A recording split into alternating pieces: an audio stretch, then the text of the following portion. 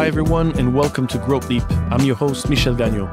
We talk to pretty awesome business builders who are designing disruptive and meaningful companies.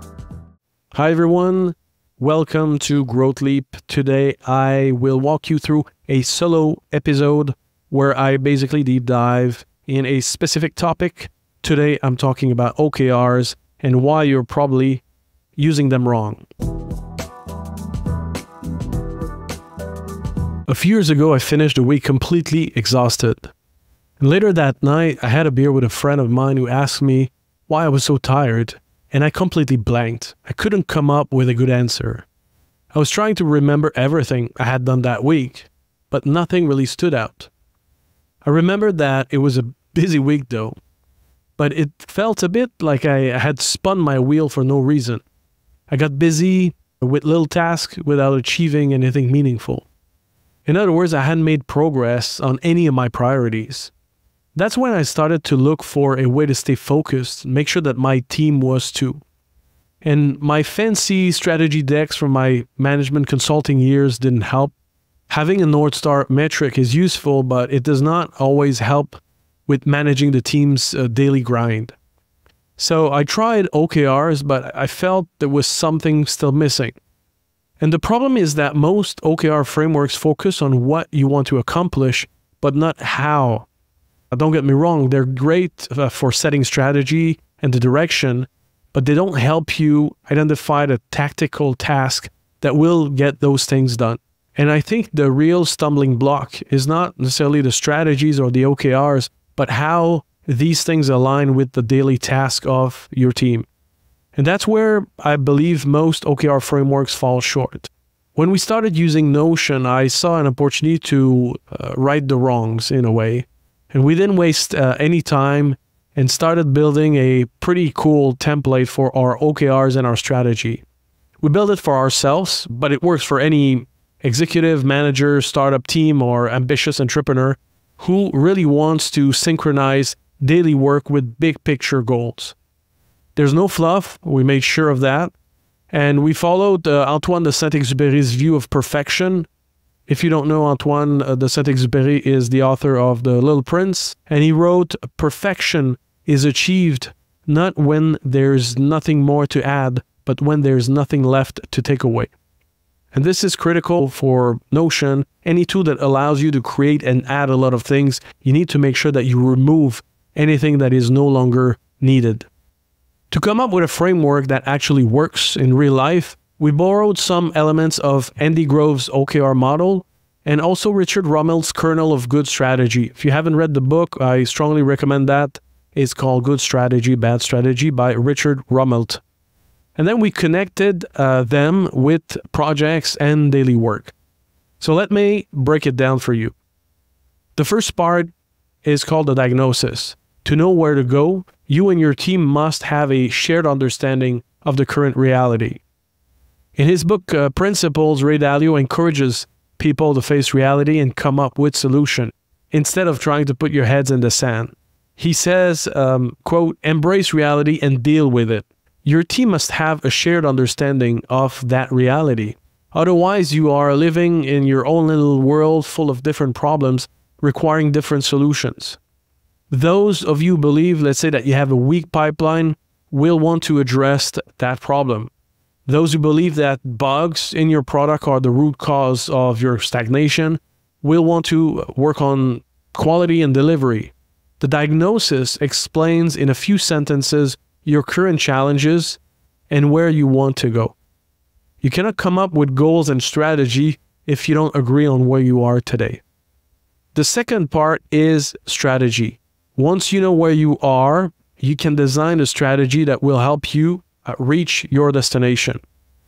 Strategy doesn't have to be a fancy 50-slide deck. The strategy should be your means to overcoming your challenges and reaching your goals. And you should be able, ideally, to explain it in a few sentences. If, for instance, bugs are crippling your product, improving quality assurance in your delivery process might be your best strategic lever. After that, we move to a section called objectives. This is where we really start entering into the OKR mode. Once your direction is set, you can start picking 3 to 5 objectives for the quarter or the year. I've done OKRs on a quarterly basis, on a yearly basis. If you're pretty good at setting up OKRs, I think you can go with quarterly.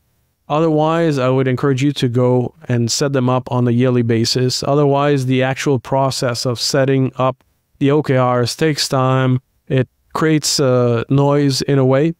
So you pick the rhythm or the frequency that you're interested, and your objectives should be sub-elements of your strategy. Right? So if you struggle with sales, your strategy may be to double down on marketing and sales by hiring more people and increasing the frequency and intensity of your activities.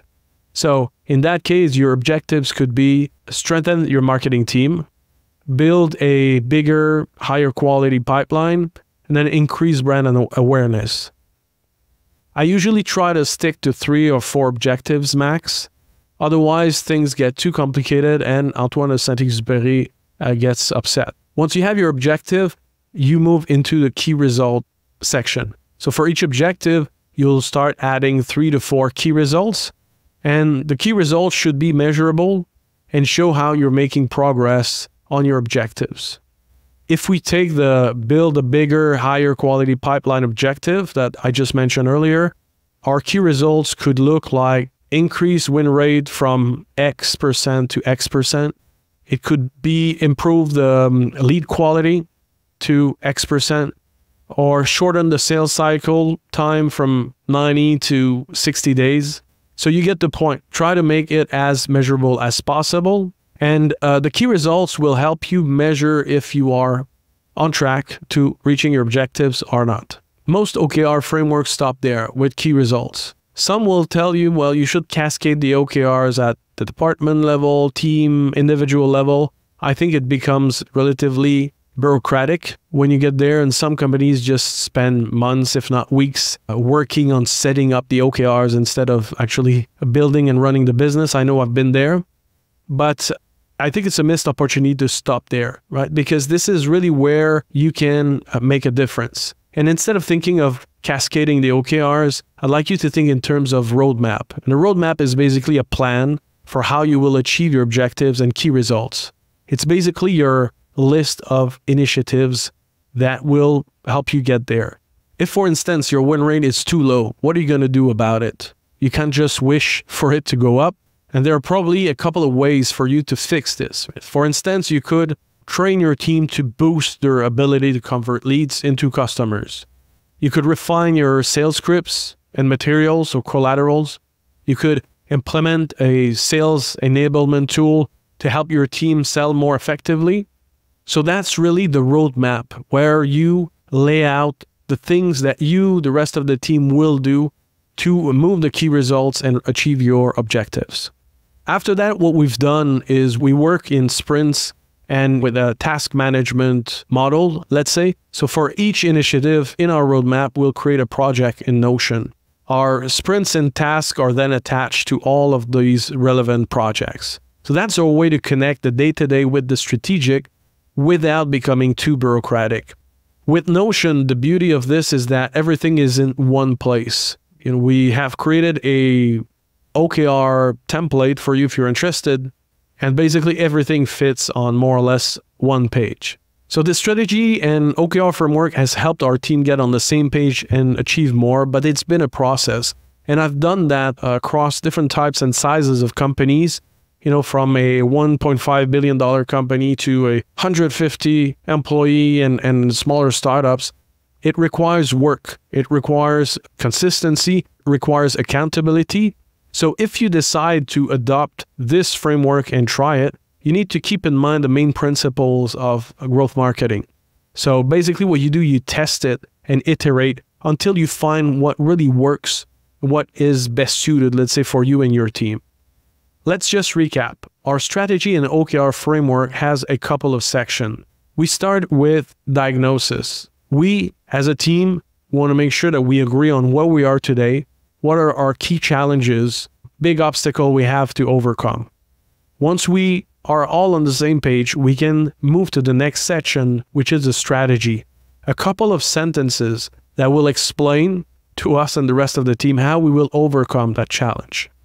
Then we get into the OKRs. We set our objectives, our key results. We keep it to the minimum. Less is more.